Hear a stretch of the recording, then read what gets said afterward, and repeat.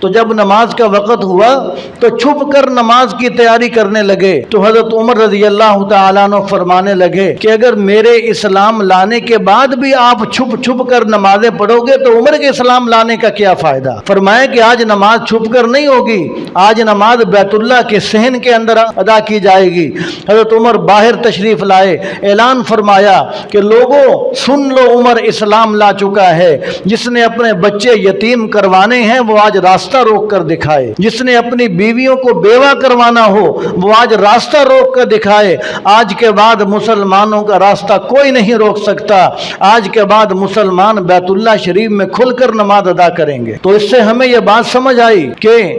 جو آدمی جس کام کی بنیاد رکھتا ہے وہ کام اس کے لیے صدقہ جاریہ بن جاتا ہے۔ حضرت عمر رضی اللہ تعالیٰ عنہ نے اس بات کی بنیاد رکھی کہ بیت اللہ شریف کے اندر کھل کر نمازیں ادا کی جائیں گی، تو آج تک اور قیامت کی صبح تک جب تک بیت اللہ شریف میں نمازیں ہوتی رہیں گی یہ تمام نمازوں کا ثواب حضرت عمر رضی اللہ تعالیٰ عنہ کو بھی پہنچتا رہے گا، یہ تمام نمازوں کا ثواب ان کو پہنچتا رہے گا، اس لیے کہ یہ تمام مسلمانوں کی کروڑوں اربوں خربوں جو نمازیں ہیں یہ ساری کی ساری نمازیں حضرت عمر رضی اللہ تعالیٰ عنہ کے لیے صدقہ جاریہ ہیں۔ تو اس لیے ہمیں چاہیے،